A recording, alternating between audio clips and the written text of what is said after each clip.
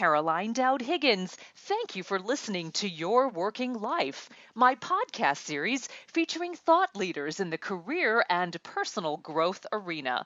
You spend a significant portion of your life at work, so I'm on a mission to provide you with tools, inspiration, and resources so you can enjoy your career and love your life. And I am delighted to welcome my very special guest to the show today, Margaret Heffernan. Margaret, welcome. Hi, it's really great to be talking to you, Caroline. Well, I am delighted, and I want to tell our listening audience a little bit more about you. Dr. Margaret Heffernan produced programs for the BBC for 13 years. She then moved to the US, where she spearheaded multimedia productions for Intuit, the learning company, and Standard & Poor's. She was chief executive of Infomation Corporation, Zone Corporation, and then iCast Corporation. Was named one of the top 25 by Streaming Media Magazine and one of the top 100 media executives by The Hollywood Reporter.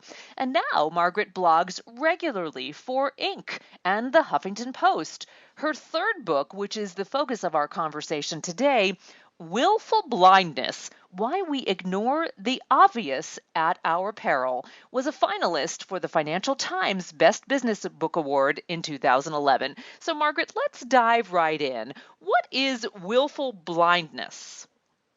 So, willful blindness is a legal term, which I first encountered when I read the transcript of the trial of the chairman and CEO of Enron.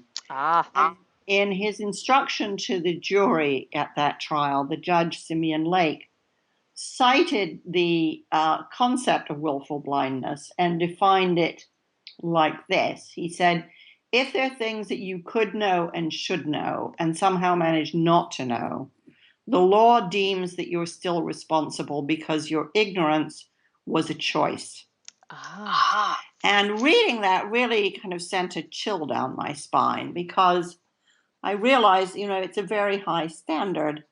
But at the same time, the banks were all collapsing and people were saying, oh, we couldn't see this coming. And I remember thinking, oh, don't be ridiculous. Lots of people saw this coming and saw it coming years earlier. So it just left a question in my head about how frequent willful blindness is and made me want to understand better how it works. And tell me about the ideal audience for this book. Oh, wow. It's almost everybody, because the first half of the book is looking at willful blindness in us as individuals. So, willful blindness in families and love affairs. Why is the wife always the last to know that her husband's having an affair when everybody in the office and the neighborhood knows? It looks at how we're drawn to people that reinforce our own blind spots. So although we talk to lots of people, they won't necessarily widen our perspective. It looks at some of the physical causes of willful blindness in terms of cognitive overload, fatigue, and things like that. And then kind of towards the middle of the book starts to look at how willful blindness operates in groups and in whole communities. I studied in depth a town in Montana, and then how it starts to operate within organizations and companies. So it starts small and gets bigger and bigger and bigger, sort of snowballs. And I agree, the audience is vast and it's relatable to so many people on different levels. Because this is a career-focused and career-themed show, let's dive into some of the obvious connections in the career world. And I'd like to ask you to start with competition. Why doesn't it work the way we think it does, particularly in relation to our careers? Well, it's partly that we think that competition will bring the best out of people. And what I discovered when I started looking at this in detail was that many people, maybe even most people, really regard competition as a threat. They experience it as a threat. And so far from bringing out the best in people, it often brings out the worst in people. It often makes people cheat. It often leads people to kind of bad behavior. So the classic thing is, in very stressful moments in high school, people will start hiding the most essential textbooks. It obviously in sports and athletics, it has led to increased violence on the playing field. It's led to doping, cheating, corruption within sporting organizations. So I think, and I think you can track these behaviors so consistently that the typical argument, oh, this is just a perverse outcome, I think doesn't work. I think it's actually such a predictable outcome that we need to be very, very careful about how we use competition. And I think these days, really, I think that it's a great way to add some zest to a boring chore, but it's a very, very bad way indeed to motivate people in their organizations. And it's quite interesting because, one of the standard tools of management has been forced ranking. So we're going to assess everybody every 6 or 12 months. We're going to put them in a bell curve. The people, who've done best, we're going to reward them. The people who've done worst, we're going to kick them out. And then everybody else is going to be in the safe middle. So this is intrinsically competitive. And I think for a long time, people thought it would drive high performance. And in fact, what everybody's discovered is that it drives the kind of behavior I've just talked about. So a lot of cheating, a lot of kind of what I think of as gaming the game, trying to find an advantage and hang on to it. It specifically stops people sharing important information. And so one of the things that has been really interesting to me is to discover myself doing a lot of work with big organizations once they get rid of forced ranking to create a more open, generous sharing culture, because people really get used to these games and some of them get pretty good and pretty vicious at them. So just getting rid of some of the procedures alone won't be enough to change the culture. So should we really abandon the term competition? What I think I'm hearing you say is that there is no healthy, functional competition, or very few, perhaps that's a rarity, and focus more on, as you said, a generous culture and a culture of collaboration. Well, I think so. And I think we also need to look much more at intrinsic motivation versus extrinsic motivation. Yes. Intrinsic rewards versus extrinsic rewards. I was speaking at a human resource conference a couple months ago, and somebody asked me about bonuses. And I said, actually, I think bonuses are heroin. Mm-hmm. I think they give everybody a short-term hit. I think they're really addictive, and I think they're really toxic. And it was interesting for me to reflect that I received my first bonus ever 2 years ago. I have never worked. That is interesting. I have never worked in organizations that handed out bonuses. And I have been highly motivated my entire life. So was that hit, as you called it, that recent bonus, was that something that you felt good about, or that didn't motivate you at all? It was just an option for that particular accomplishment? Tell me more about that. Would you have just been as happy not getting it?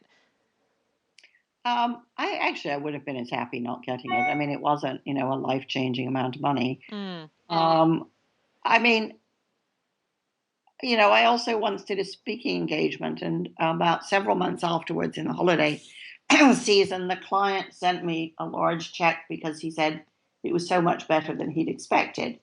Well, I mean, it was lovely because it's so much not what anybody ever does. Right. And it was so surprising.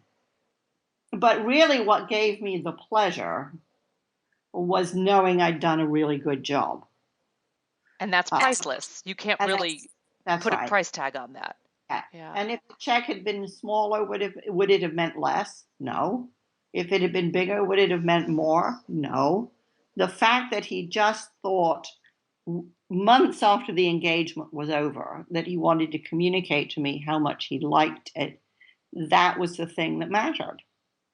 So it was the sentiment and the gesture more than the monetary value. And yeah, exactly. And that the event had stuck in his head for so long. Yeah, yeah. So Margaret, let's take that a step further and talk about leadership, because there's no doubt that leadership is changing in our global workforce. So what do you see are the biggest challenges that leaders face today?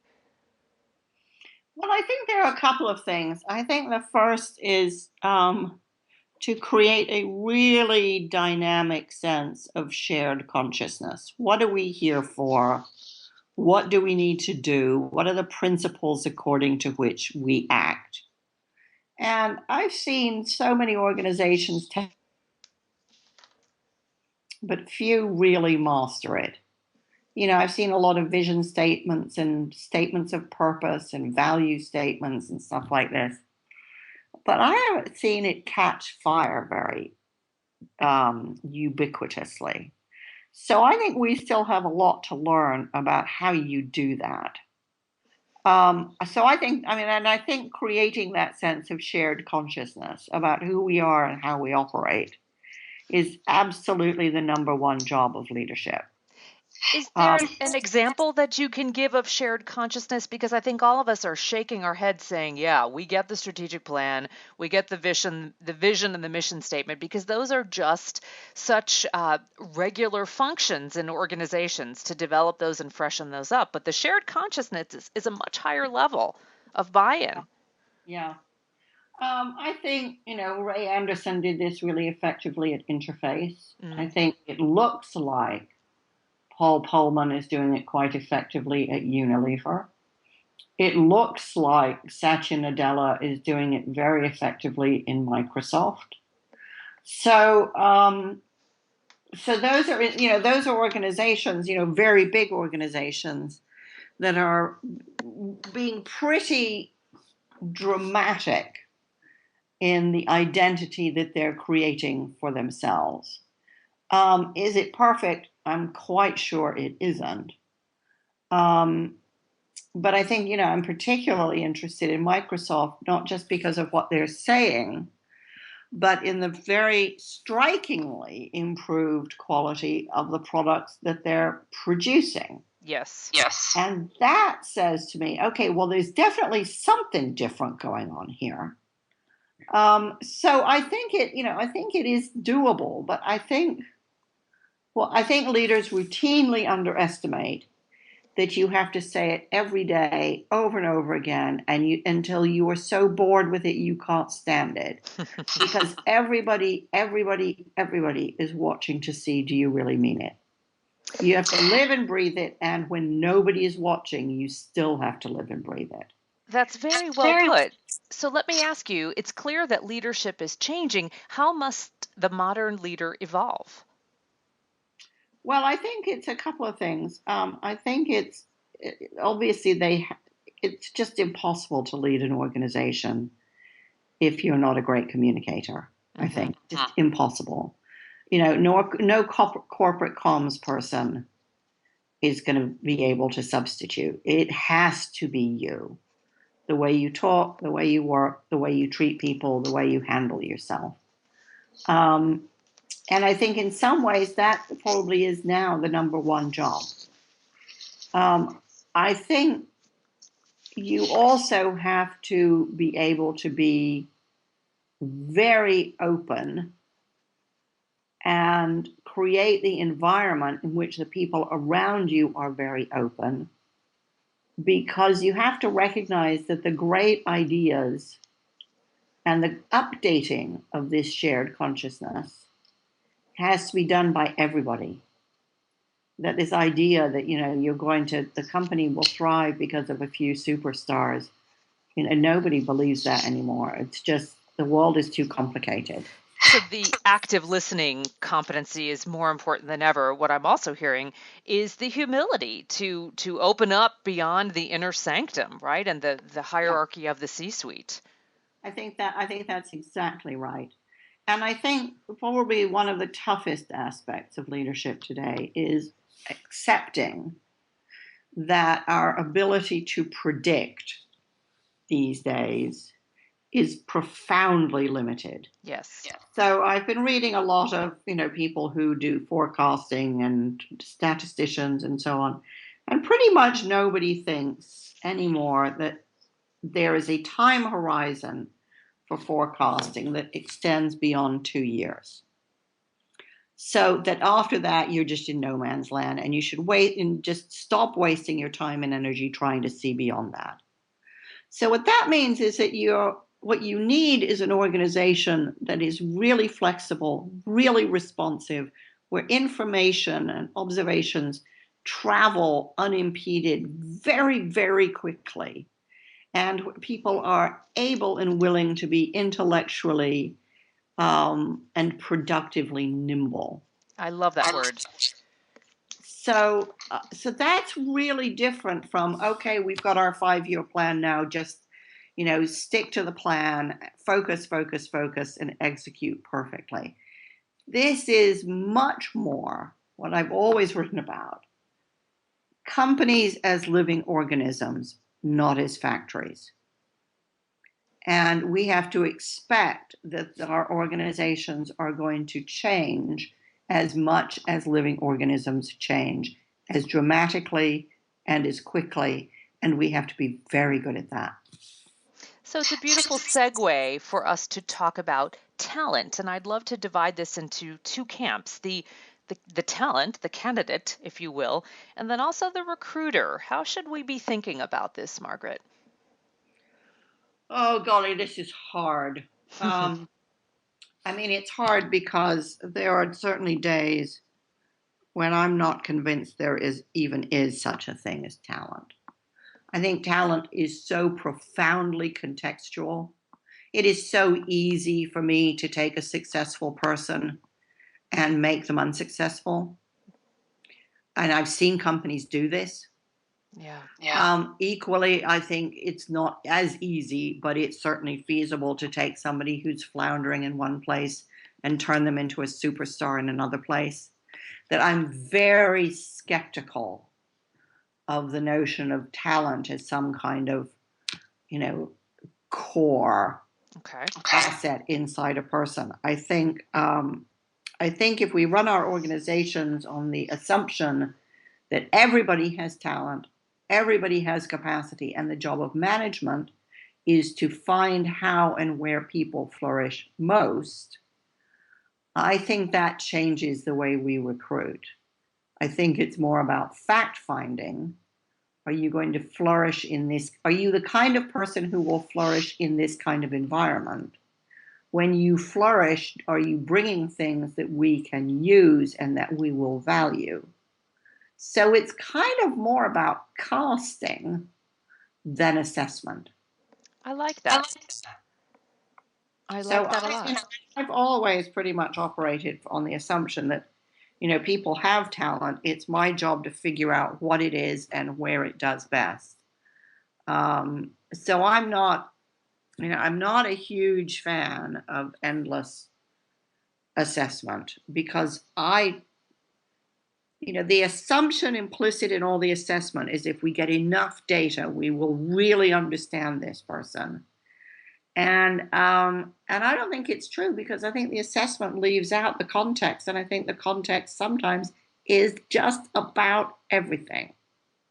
And what I'm also hearing is that you're open to potential and growth and development, and finding the right fit is often finding the potential person that can grow and thrive in a particular role. That's right. That's absolutely right. And I think fit is really much more important than talent. Agreed. Culture eats strategy for breakfast, as they say, right? Yeah, culture eats everything for breakfast. So true. Margaret, what a joy to have you on. Your third book, Willful, Blindness, Why We Ignore the Obvious at Our Peril. Tell us how we can follow you online, perhaps share your website and any social media that you would like to have our audience avail itself to, and also how we can buy your book. Sure. So I have a website, which is www.mheffernan, all one word, .com. And that features all my most recent blog posts. I blog all over the place, so You for do. Huffington Post and Inc. and so on. So that website gathers all of those into one space. My Twitter handle is m_Heffernan. And again, when I write stuff or when I see stuff that I really enjoy, I post on Twitter quite a lot. And of course, I have 3 TED Talks on the TED.com website. Yes, you do. And they are incredible. And I would highly recommend all of our listeners to check those out.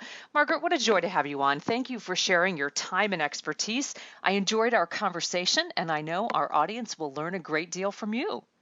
Well, Caroline, thanks for your wonderful questions. You made it awfully easy and a lot of fun. Well, good, good. And I want to thank all of the listeners for tuning in to Your Working Life, where my goal is to help you design your career destiny so it doesn't happen by default.